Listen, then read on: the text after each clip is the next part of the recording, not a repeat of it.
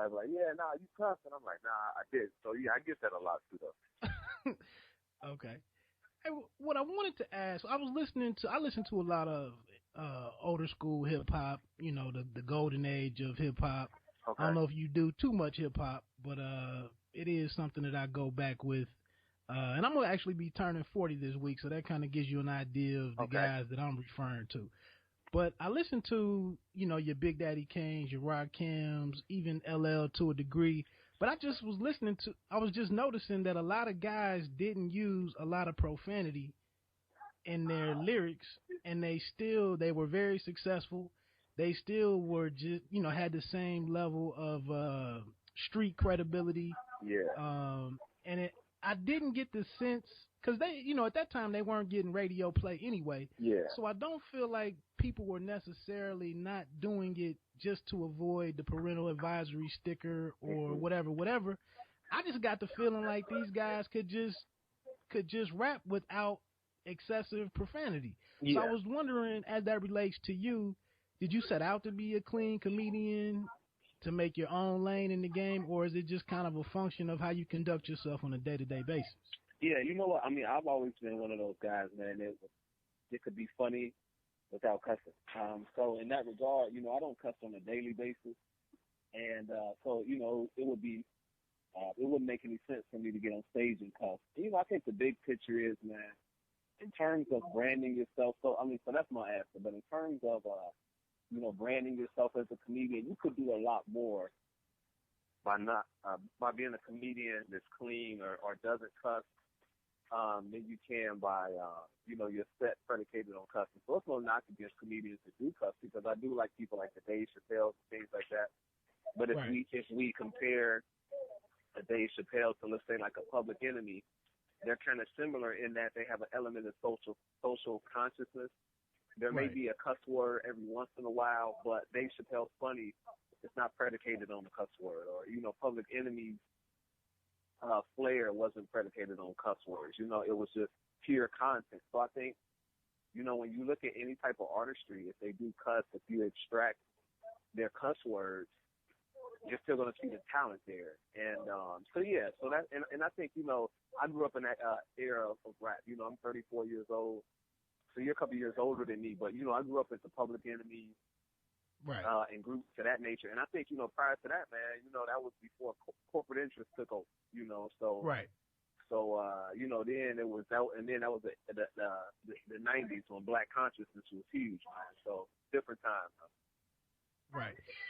So do you think, now you just kind of halfway answered my question, but do you think the use of the N word and the B word, I know both of those are kind of thrown on the end of various lines in a routine, and that's kind of become the punchline of, most of the jokes that you hear. A lot of cats refer to their and I think even D.L. Hughley is a guy, but he might be making a joke about his wife or his daughter, and then the B word is tacked on to the end of the punchline. Do you think, or what's your reaction to that? I'm gonna be honest. When I hear the B word in a joke and they're referring to a female, I do feel like it's weak. You know what I mean? It's like, dang. Because I grew up with a sister, and so we both grew up in the 90s where that was, if you called a girl a B word, like, y'all fight flat out. You know what I mean? Like, right, exactly. As soon as you say the first two syllables, you might as well square up, because you either gonna fight her or her brother. And, exactly. But I do think that has been. I guess that's one of the things about comedy is, comedians have always been able to say what no one else was able to say. You know what I mean? So I think that's one of the things that the comedy is. That's just the beauty of the arts, where it's kind of things that are typically off limits in everyday society. Once you get in the comedy club, it's you can pretty much say whatever you want to. Right. I'm going to be honest with you. One of the weirdest feelings, and maybe I'm probably alone in the world in doing this, man, but when you look at the staff that usually works some of these events, we recently went and saw Kevin Hart down in Cincinnati, and I've seen Cat Williams out at Nutter Center. Mm-hmm. And if you look around at the security and the ushers and whatnot, a lot of times these are typically older white people, in the mid-50s. early 60s that are just doing this part time.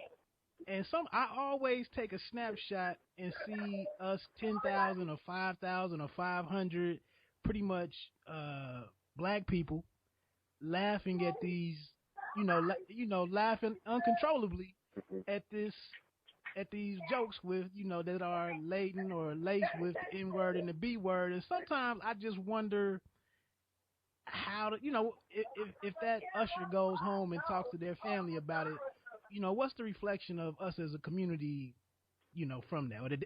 Are they just like, I just go in there and get a check. I can care less what they say. Man, you know what? I've kind of,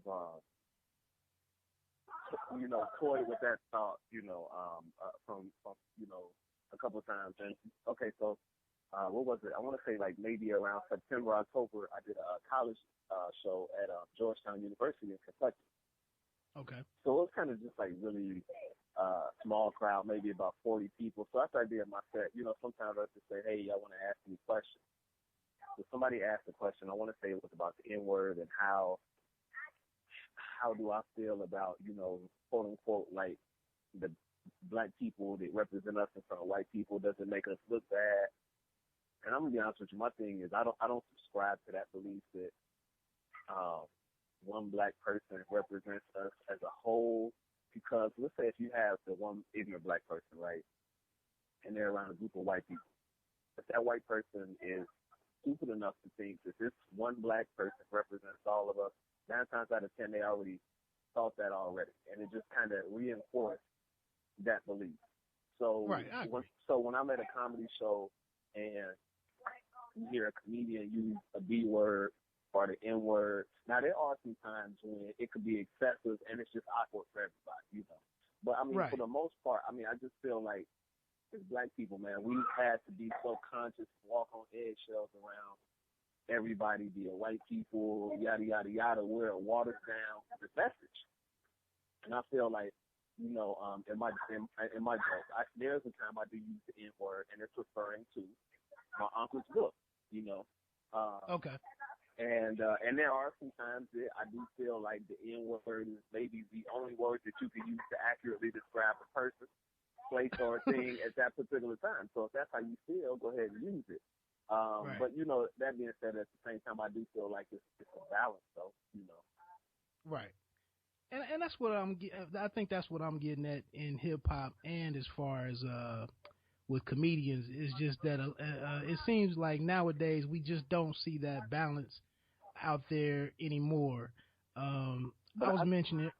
Go ahead. I think what we're dealing with now, though, is when you look on, be it social media, comedy, music, entertainment in general, to be honest with you, nobody wants quality content. You know what I mean? Like, nobody wants real life talent anymore. And that's evident in that, J. Cole didn't win an award at the BET Awards. You know what I mean? Exactly. What they said, that was the first time anybody that had been nominated that many times never won anything. So again, nobody wants talent anymore. So when you have, as an entertainer, you have two goals. Okay. I start off this entertainment journey, and while I'm on this journey, I can cater to what everybody else want to hear, and that's whether it's jokes or rap songs, and I'm just talking about, penises and vagina, or sad chicks and stuff like that. And that's going to get you there a lot faster, and there being success, versus somebody like myself that's, carving my own lane out and building my brand of comedy and slowly building my fans. I'm going to get there, but it may be a little bit slower than the people that got there a lot faster. Now, the thing about it is, once I get there, because I've slowly built a fan base, I built a fan base for life, versus like people that's trendy. Okay, like are we talking about Trinidad James right now? No, we're not, because exactly the music that he did, it was 10 minutes and you hot, and then nobody talks about you no more. So I think that's the difference, though. Exactly. So one thing I sent you earlier on Twitter, by the way, this is the Pay Me No Mind podcast on with my special guest, Mark Gregory. One thing that I mentioned in the group of questions that I sent you, and I'm not trying to attack the secular artists, whether they be rappers or poets or comedians. I just see often. I just like to get your thoughts on maybe the impact of the public that's out here when we have God, I want to thank God or I'm so blessed, when that's thrown up against some of the material that's true. I mean, it's obviously the polar opposite of anything that God represents. Um, what do you think the impact of that is? And I just want to throw in quickly because when I was 15, 16, my favorite rapper is pretty much Nas. Okay. And he was like the only guy that said some sideways stuff towards God. And I think even Biggie, he had the line about lead the pastor's pockets like rabbit ears or something. But it was just one or two guys that would say anything, towards the church. Okay. And now I feel like you have maybe 300 different guys out here all trying to paint their own or push their own type of faith. And I just think it's a little reckless. But what's your reaction to that? Man, very broad question. I would say first and foremost, when an artist says, I'm sitting by the pool. People out here kind of loud. Okay. Yeah. I would say, when an artist says, I would like to thank God, no matter how hellish or contradictory their lyrics are, it's one of those things like you never really know what's in their heart per se, Right. Right.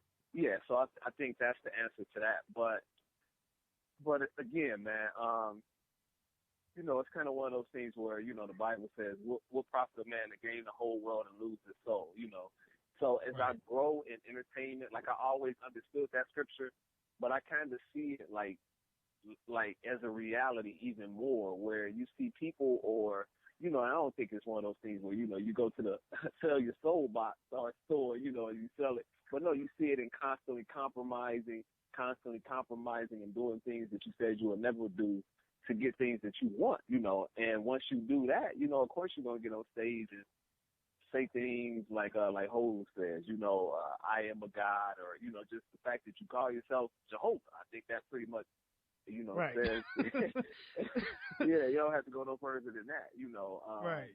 So, yeah, I mean, and again, man, God is not popular in the industry, man. So it's like, do I want to hold on to my Christian values, or do I want to make this money, man? And at the end of the day, that's what it's about, man. And, God never compared himself to any other God. He compared himself to money, mammon. So, again, once that comes into the equation, once corporate interest comes into the equation, they start dictating. This is what we want you to talk about. This is what we don't want you to talk about. And if you want to keep making that money, you're going to be like, hey, God, look, I mess with you, but I don't mess with you like that, So. Right.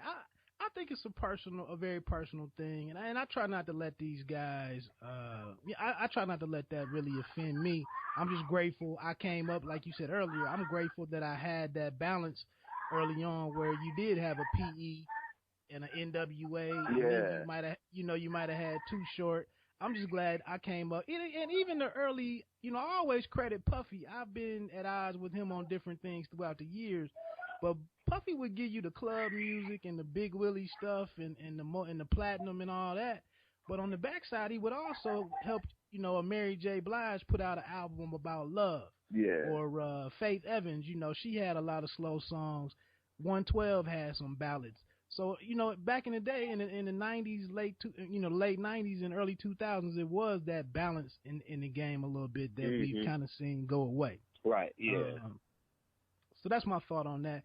And I want to get into you, man. What's your style of comedy? I don't know if you, I watch TV One a little bit, and they often have, Martin on 24/7. Mm-hmm. And I was looking, always I'm in awe of his physical comedy. Mm-hmm. I'm also in awe of somebody like Tony Roberts, his physical comedy on stage.